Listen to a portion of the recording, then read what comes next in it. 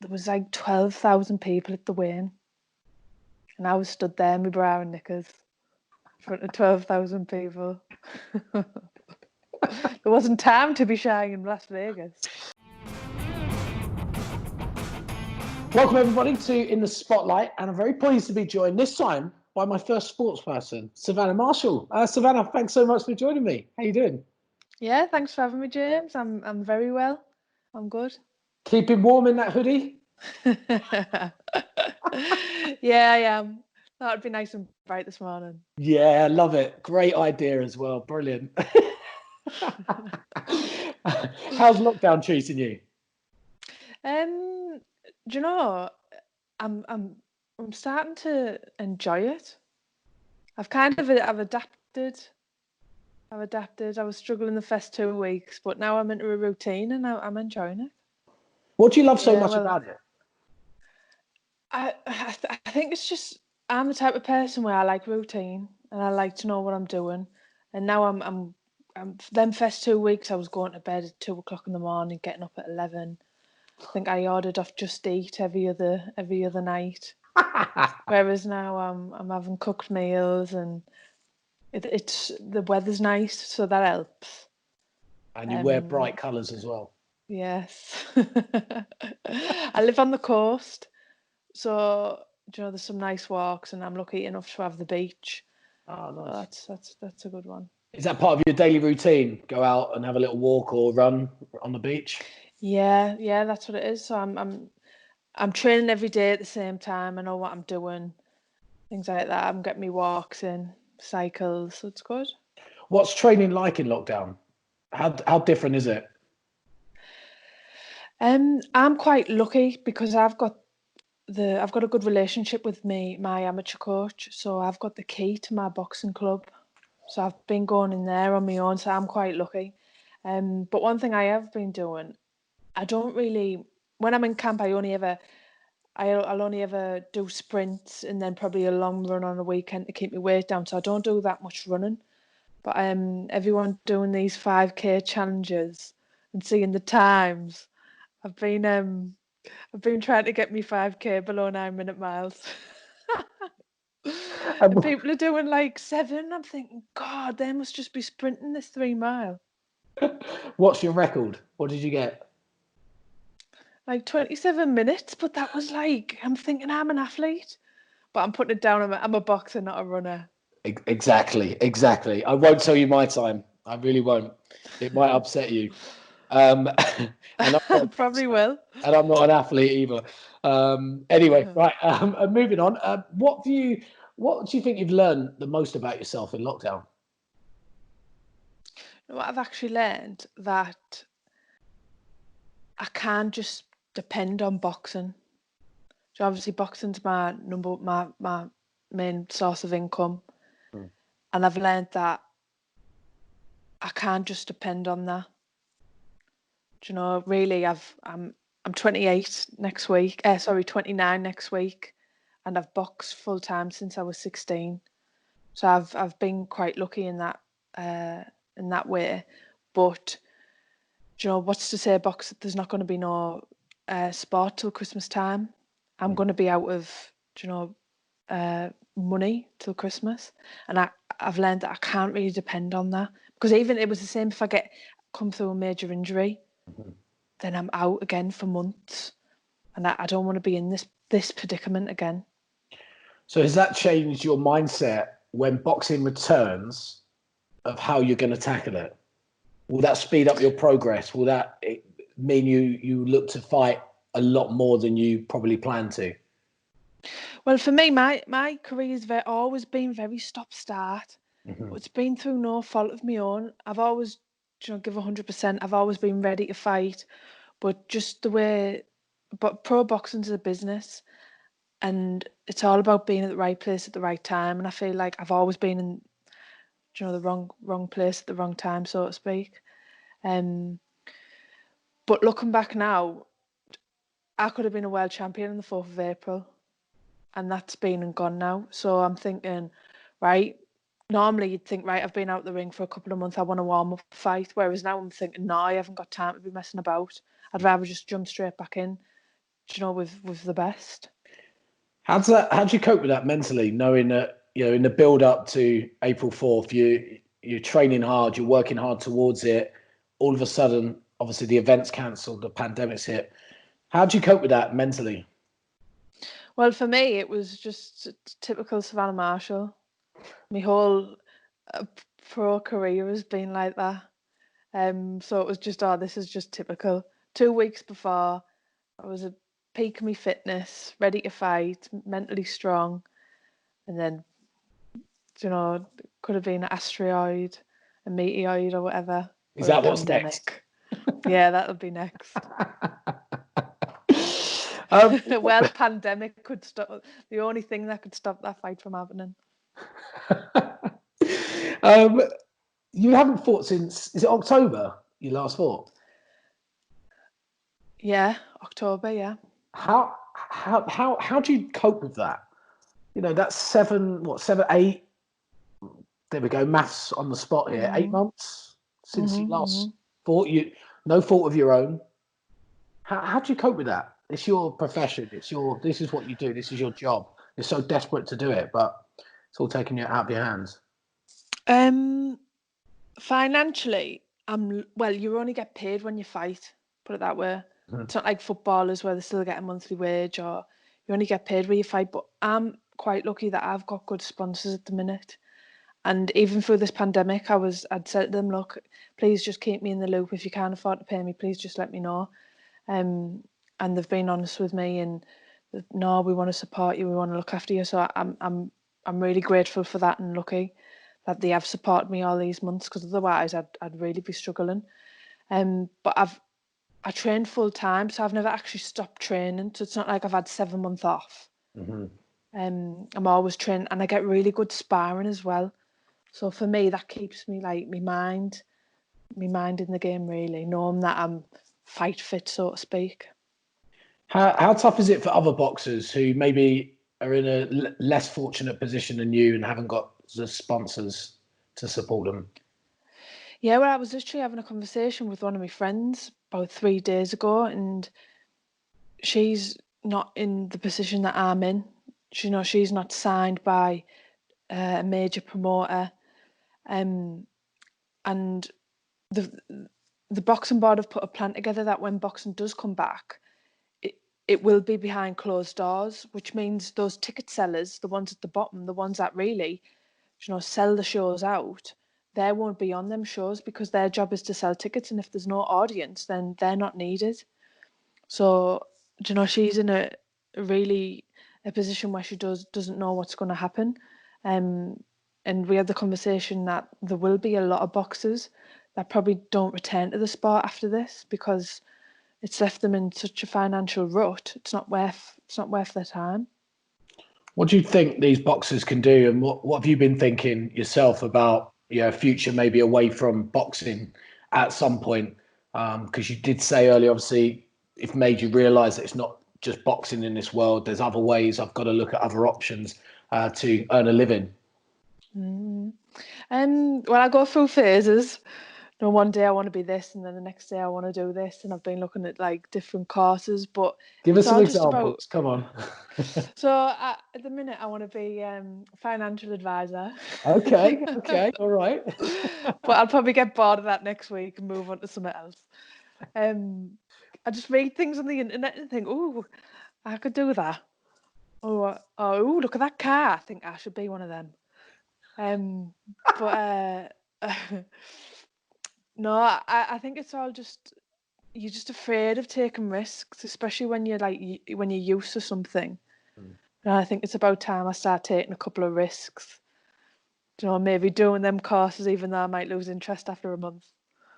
I think you should do it, but why financial services? I don't know. I think it's just because obviously I know quite a lot of athletes, and I've been in a position where I've tried to get life insurance, or a mortgage or something like that, and I've struggled because it's not seen as a stable income. Do you know what I mean? So I've been in the position where what other athletes might be in, And I think, do you know, I've got the network. So maybe it's easy for me to get some sales, but we'll just see. I think that's a really smart business plan. Yeah, the thoughts behind it, but I lose interest quite quick, you see. So What I'll do, I'll message you next week and say, are you still financial services? Is that where you want to go, or have you chosen a different career? yeah, probably. I think it's a really good idea. Right, Savannah, take us back to Savannah Marshall, the child. What were you like as a kid growing up? Right I on was cue. I don't know if you heard that. There's a kid really shouting outside, so I do apologise. That wasn't an effect. well. I'm staying at my mum's at the minute, and she lives in a little like mining village. Because it's VE Day, they keep signing like the hot like what is it? Like the Do you know horns the on the horn? boats. Yeah. No, do you know when they go like obviously in the war when the Oh, air raid the air siren? raid siren. Yeah, they keep bloody blasting that every like half an hour. And what do you react? Do you just go, So at first I thought, what on earth was that? And then I was thinking, well, it's not really that loud. If I was busy, I wouldn't have heard that.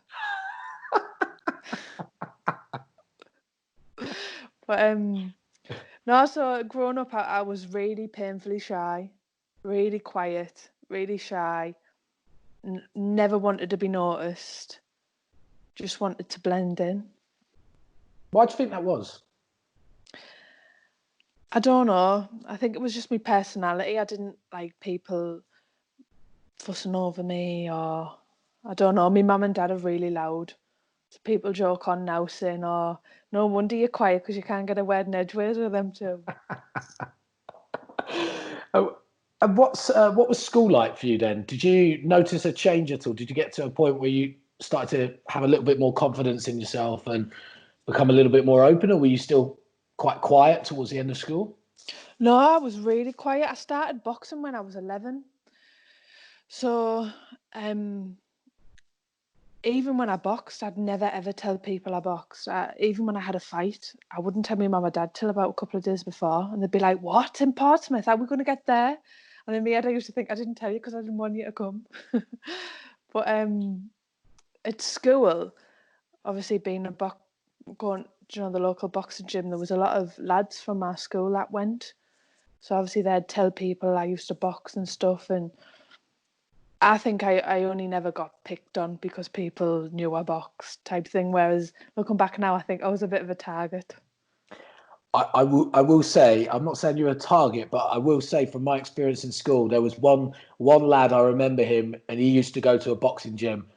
Everyone just walked well away from him. Anytime he Yeah. went, we all avoided him like the plague. We really did. What got you into boxing originally?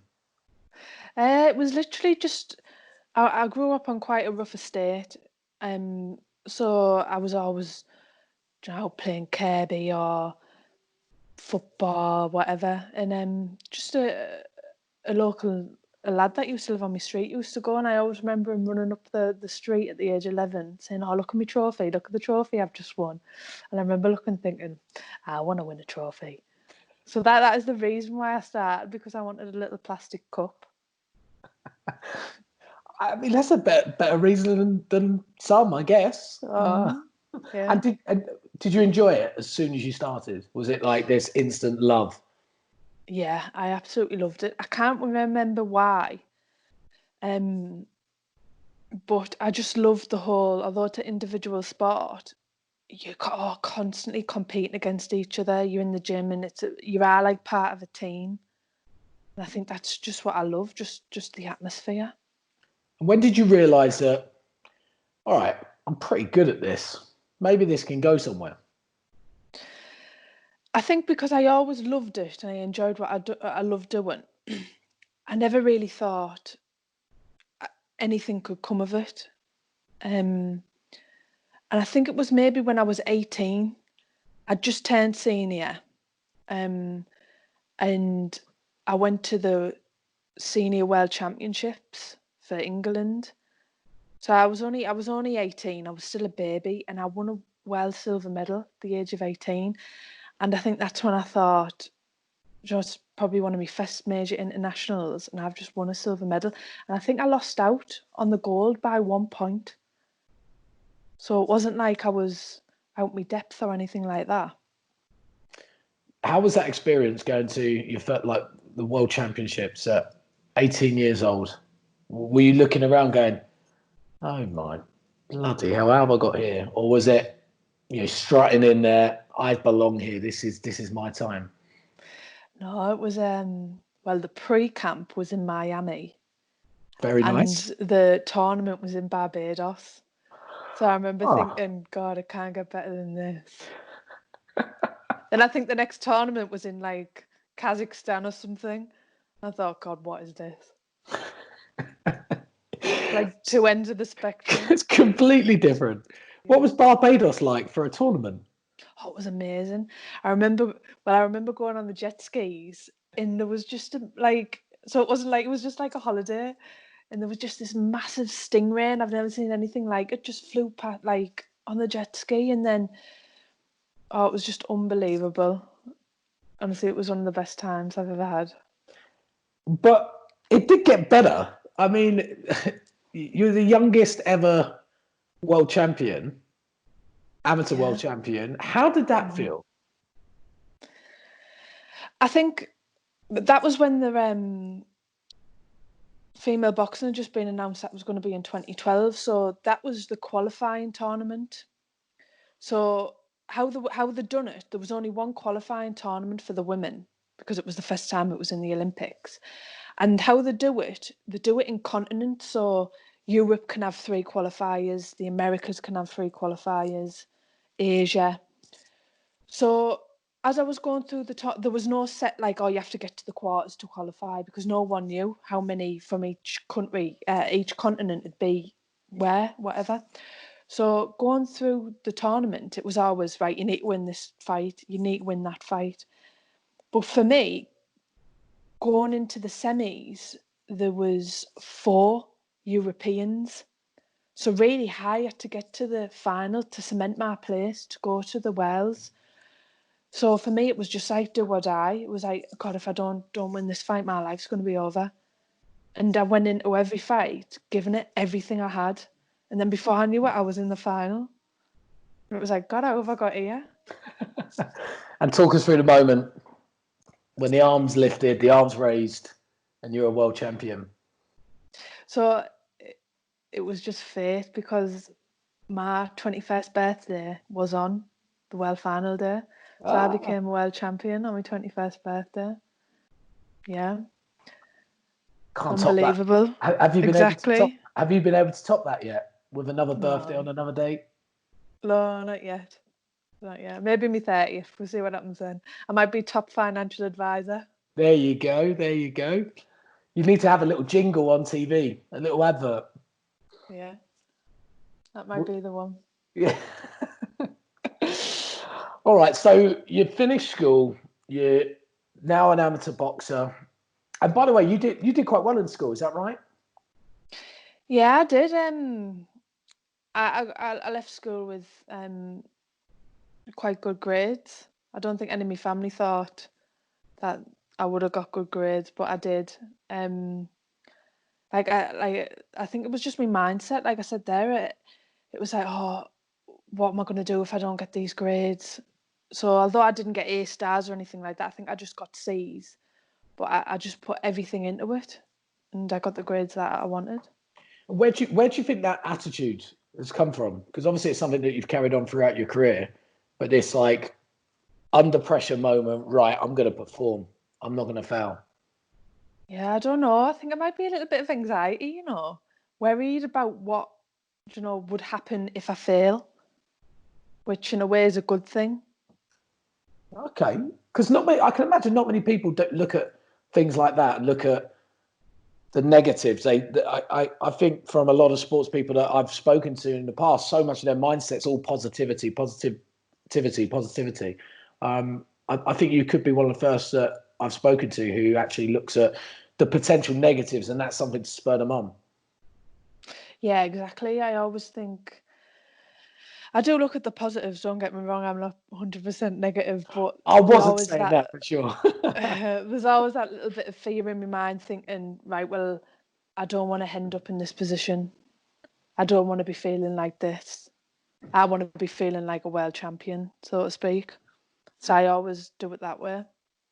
So the life of Savannah Marshall that you've said to me at times, oh, it's just typical Savannah Marshall, Yeah. fight gets cancelled, stuff. That's not all true and not always true.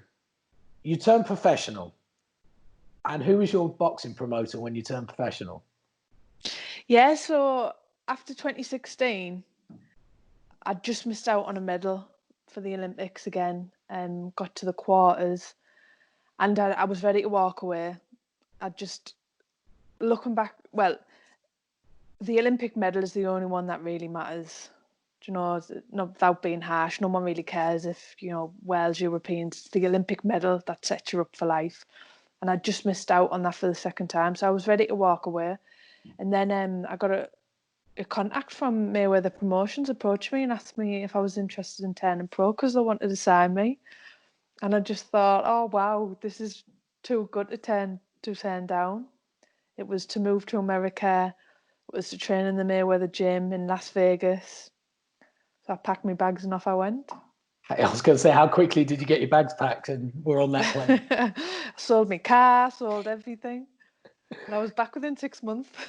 But what was that 6 months like? I mean, that must have been a real learning curve, though. You know, Vegas, Mayweather gym. I mean, we're talking elite boxing here. Yeah, it was absolutely amazing. Just the life experience, because before I went over there, I was still that shy in my shell, but never, you know, I used to hate talking about boxing because I didn't like the spotlight being on me. And when I went over there, because I was over there on my own, got to the point where the only chance I got to speak to people was when I went to the gym. That was like, I'd go 12 hours without speaking to anyone. So then when I would get into the gym, they couldn't shut me up. So I think that's really like what brought me out of my shell. And I guess, you know, you've had to do that as well. You know, boxing is one of them sports where the quiet ones can sometimes just kind of go in the distance a little bit because you've got to promote yourself. You have to sell yourself, right? Yeah, 100%. I've learned that from the start that pro boxing is a business and you could be the best boxer in the world, but if no one knows who you are, it's pointless. That's what I say about. I'm a brilliant boxer, but no one knows anything about me. Yeah. Um, no, the thought of getting punched in the face. No, no, no, not for me. By the way, what was that like? The first time somebody punched you in the face? I think it brought that little bit of like anger out and I just wanted to hit them harder. Does that still spur you on today when you're in the ring? If someone hits you and you're like, oh, good shot, but I'm going to get you back. Yeah. Yeah. See, that's good. 100%. That's good to know for anybody who's an up and coming youngster, wants to get into boxing. Hopefully, you react that way. I wouldn't. I would run a mile. Right. So you're with Mayweather Promotions, and then there's debuts, and then there's debuting on one of the biggest money grossing fight of all time. Floyd Mayweather, Conor McGregor. Talk us through that. You're on the same bill as this. I don't know how to. It was an entertainment event, wasn't it? I mean, it was just watched by so many people. Made so much money. What was it like to be a part of that? That was just unbelievable. I don't think any of my pro fights will ever top that. That is like starting from the top, not building from the bottom. That's starting from the top. I think there was like 12,000 people at the weigh-in, and I was stood there in my bra and knickers in front of 12,000 people. There wasn't time to be shy in Las Vegas. No, no, no. What was Las Vegas like as well? Did you get to go to the casinos a bit and enjoy yourself, or was Yeah, it yeah. strictly work? No, I loved it. I think when I first got there, I lived in the MGM Grand for like a month. Yeah, it was brilliant. I loved it. Lived in the MGM Grand. I mean, Yeah, that's some experience. I know. That's what I'm saying. I've started from the top.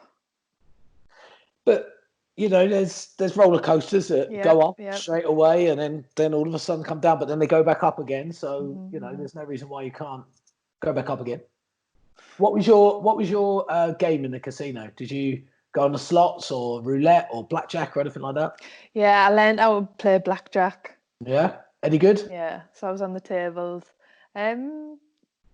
Nothing to write home about, but I enjoyed it. It killed a bit of time. Did you put the sunglasses on and act the part? No, it was kind of just once I'd lost all my money, it was right back to my room I go. I did go and see Rod Stewart though. Yeah, That was yeah, that was brilliant. he's good. I've seen him before. He's fantastic. Love Rod. Yeah. He actually surprised. Once years and years ago, I took out a girlfriend of mine for dinner and went to this lovely restaurant. All good. It was her birthday, and just thought that's great. And then the next table, in walks Rod Stewart. He comes and sits on the No next way. table. Yeah, and for the whole meal, I told her I planned it, and he was talking to us and everything like that, and it was brilliant. And then I had to admit to her afterwards that it was just fortunate that happened. But Just chance. Just chance that Rod Stewart appears at the perfect time. Yeah. So, what's your favourite Rod Stewart thing? Maggie? Is it Maggie? Maggie? I won't ask you to sing it. Don't worry. I like them all. To be fair, I just love his voice. And he's a great entertainer. He's kicking footballs into the arena and everything. He loves his football. Yeah, he does. Are you a football fan as well? Not really, but if I had to pick, I'd pick a team. It'd be Newcastle. I thought that might be the answer. Yeah, the tune. Savannah, so what's your aspirations now? What's your dreams? Win this world title. Then I'd have been a world champion, pro and amateur. And at the minute, I'm at the point now where everything's just a bonus. I don't put too much pressure on myself, like I used to when I was younger, because back then my whole life was just boxing. Like when I got beat in 2012, it was the end of the world, and it took me a long time to get over that. Whereas now everything's just a bonus, and I enjoy it. I enjoy it. Whereas I was saying like before, I used to think I need to win this. Whereas now it's, let's just get out there and show everyone how good I am. Let's just have fun. Whereas before, although maybe it was, helped a little bit, whereas it started to take the fun out of it for me, because everything was so serious and, like I said, the end of the world. So now I just enjoy it, and like I said, everything's just a bonus. What do you think triggered that mindset change? I think it was after 2016, after getting beat again in the quarters, I just totally fell out of love with it, and I was ready to walk away. I was ready to, throw my gloves in, so to speak. And then I got this second chance with Mayweather. I thought, well, I've got nothing to lose. It's a life experience. Las Vegas, come on, you're thinking about turning this down. And I think that's just where it come from, really. And your nickname is the Silent Assassin. Are you still silent or not? Because I don't think you are anymore. No, I'm not now. Like I said, you know yourself, pro boxing, you can't answer every interview with a yes or no, because that's where the Silent Assassin come from. I used to get interviewed and be like, "Yep, no, right, I'm going back to my room now." So no one will listen if you like that. So yeah. When you picked your nickname, did your friends all have a selection? Right, maybe you could be this, maybe you could be that. Were there any other nicknames, or did it just come about? No, never. It was on my amateur day, on my GB days. We used to do media days before big tournaments, and a couple of the girls used to call me it, because I wouldn't turn up for the media days, or if I did, it'd all just be yes or no answers, and then I'd just slip off. So that's where that come from. It's a good nickname though. To be fair, I think it's quite suitable for you, but maybe not the silent as much anymore. Yeah. Right. So 2020, you signed with now, well, the biggest promotional company certainly in this country, if not all over the world, really now. Yeah. A next challenge. You obviously the pandemic's hit. You've been out in the ring for. I was working out about 8 months. Mm-hmm. You don't know when you'll next be back in the ring at the moment. What's the next 2 years have in store? If boxing gets back, what's the next 2 years have in store? Ideally, for me, if I could write it myself, I'd just be super active, be out every 3 months. I think I'm on the fringe. I'm on the fringe of well level now. I believe I'm confident enough. So just staying up there and cracking at them world titles. This one was at light heavy, which I'm not a light heavyweight fighter. Just the opportunity was there. So I took it, grabbed it with both hands, come back down to super middle, and then with hopes of coming down to middle. And then future outside of boxing, financial services, or is it going to be something else? For this week, at least. This week, financial services. Yeah, What do you yeah. think next week's going to be? Well, I like homes under the hammer, so I might Yeah. be some massive property developer. Very good. If you learn some skills, I'm just buying a house right now, which is the worst time to try and buy a house. But if you do choose that next week, I will give you a call because I might need some help. Good, good, good. Savannah, thank you so much for chatting to me. I really appreciate it. Yeah, And, thanks, James. and keep enjoying the pandemic as much as you can because you've got to embrace it. I think. I was doing so much research on you before when I got asked to have a little chat with you, and I was watching your interviews. You were quiet, but you were very likable. And I have to say, sitting and chatting to you, you've got so much personality to give. You're very funny. You don't take yourself seriously. You're very humble for what you've got, where you've come from, and what you're achieving right now. You're a credit to boxing, and I wish you the best future. Oh, thank you very much. You've given me a bit of a swellhead there. That's all right. You've made me day. Yeah, good. I told you I'd make you laugh as well, so there we go. We've won. Yeah, thanks, James.